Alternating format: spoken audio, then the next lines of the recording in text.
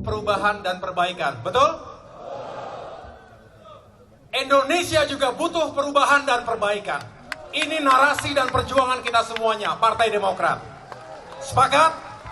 Setelah kembali dari Rapimnas ini, Bapak Ibu sekalian, gemakan semangat perubahan dan perbaikan. Jangan ragu-ragu, perubahan dan perbaikan, betul? Tapi perubahan dan perbaikan harus ada rumahnya. Di mana rumah itu? Di mana? Sampaikan itu kepada rakyat kita. Dan kalau rakyat ingin perubahan dan perbaikan, mohon doa restu, mohon dukungan bagi Partai Demokrat. Kita ingin berjuang baik-baik. Ini narasi kita. Terus gelorakan semangat ini sampai pemilu 2024 nanti. Siap semuanya? Anggota Dewan siap? DPC siap? DPD siap? Bersama-sama kita bisa. Tepuk tangan untuk semuanya. Rakyat juga membandingkan kehidupan mereka dulu dengan sekarang, betul? Dulu mah begitu, sekarang. Betul? Intinya apa? Rakyat merindukan siapa? SBY dan kepemimpinan dari partai? Insya Allah. Jangan sia-siakan dan jangan kecewakan harapan rakyat ini. Ada yang rindu SBY?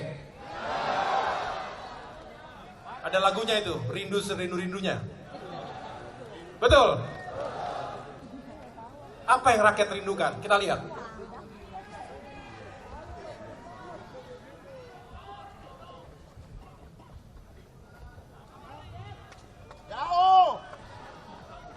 Meningkatkan pertumbuhan ekonomi. Ekonomi tumbuh rata-rata 6 hingga 7%. Betul?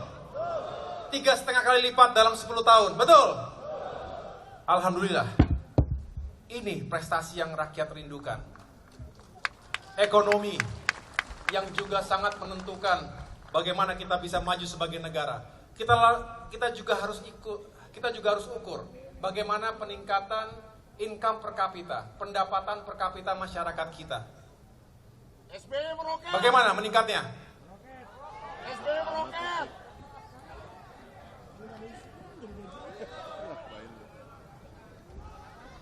Tiga setengah kali lipat, betul? Lumayan tajam kan? Sangat tajam. Ini income per kapita, artinya masyarakat kita makin sejahtera selama 10 tahun, betul? Kita lihat lagi.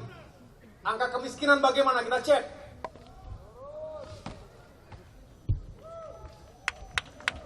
Boleh tepuk tangan?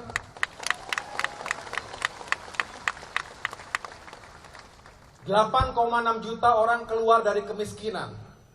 Angkanya menurun 5,8%. Ada hukum Arthur Okun. Setiap peningkatan 1% pertumbuhan ekonomi akan membuka sekitar 2 juta lapangan pekerjaan. Sebaliknya, 1% menurunnya pertumbuhan ekonomi akan mengakibatkan pengangguran sebesar 2 juta orang. Nah, ini yang kita lakukan. Nah, kalau ada yang mengatakan sepanjang sejarah NKRI, pertama kalinya angka kemiskinan single digit, begitu? Sudah diturunkan. Nggak salah sih. Single digit, betul. Tapi dari berapa? 10,9. Dari 10,9 ke 9,8.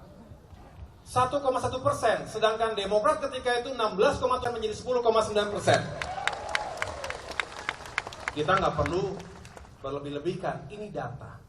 Tapi tentu kita tersenyum miris ketika ada yang mengatakan seolah-olah ini hadir baru sekarang. Tidak ada awalannya. Gitu. Padahal ini pekerjaan semua. Pekerjaan besar lintas generasi.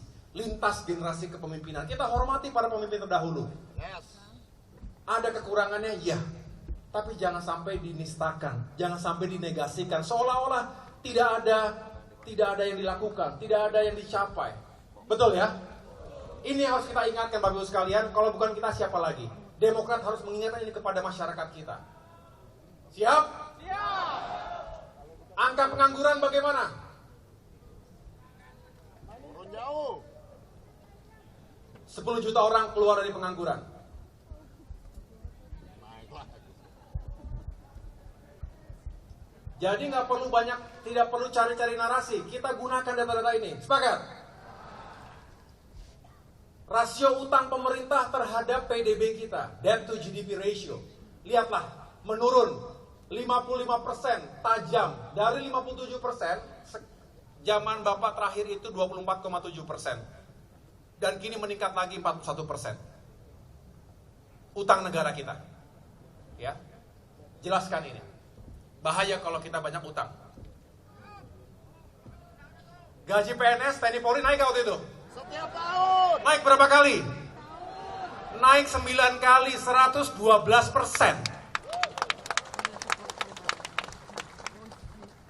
Ini bandingannya. Silakan para jubir, silakan mereka yang sering ditanya wartawan, gunakan data-data ini. Ini data-data yang kredibel, bukan data-data politik Partai Demokrat saja. Sepakat semuanya ya? Anggaran pendidikan nasional juga meningkat secara drastis, 4,78 kali lipat. Dibandingkan dengan sekarang, lihat saja. Kemudian kita membangun banyak sekali infrastruktur pendidikan, sekolah, madrasah, SMA, perguruan tinggi, termasuk beasiswa bidik misi, beasiswa LPDP, dan beasiswa santri, yang sangat dirasakan manfaatnya oleh masyarakat kecil.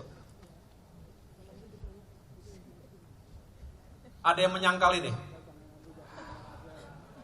Guru honorer, tenaga honorer menjadi berapa jumlahnya? Sekarang berapa jumlahnya? Yang jelas 500.000 tenaga honorer hari ini nasibnya tidak menentu. Sehingga sampaikan jika Allah Subhanahu wa Ta'ala memberikan jalan kepada Partai Demokrat untuk kembali ke pemerintahan, mereka semua juga akan dinaikkan menjadi PNS. Sampaikan itu. Itu bukan bukti, karena kita pernah memberi janji. Itu bukan janji, tapi kita sudah memberikan bukti yang nyata. Betul?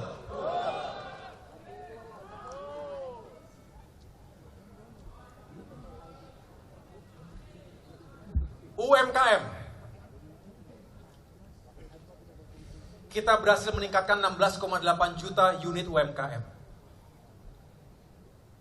Ini artinya ketika Demokrat juga dalam pemerintahan nasional, kita sangat fokus untuk mendukung berkembangnya koperasi dan UMKM. Kita punya Pak Sarif Hasan, dulu Menteri Koperasi dan UMKM. Betul? Sekarang Wakil Ketua MPR. Anggaran pertahanan juga meningkat. Lihatlah, naik 4 kali lipat. Ini untuk pertahanan, ya, untuk meningkatkan kapasitas alutsista TNI kita. Ini data semuanya. Apalagi yang meningkat? Ini kalau mau kita jabarkan, boleh. Saya dulu di tentara, jadi tahu persis betapa di saat itu terjadi modernisasi alutsista. Dan kita bangga, terhormat, disejajarkan negara-negara maju di dunia dalam hal kapasitas alutsistanya. Baik angkatan darat, beli tank, beli kendaraan-kendaraan tempur, senjata-senjata yang canggih. Termasuk juga di angkatan laut, beli kapal-kapal perang. Di angkatan udara kita beli banyak pesawat dan lain sebagainya. Ini membuktikan di zaman pemerintahan SBY dulu, bukan hanya meningkatkan kesejahteraan rakyat, tapi juga kita melakukan pembangunan yang menyeluruh, bukan hanya infrastruktur jalan-jalan saja. Kita melakukan itu, tetapi juga melakukan yang lainnya. Lihatlah.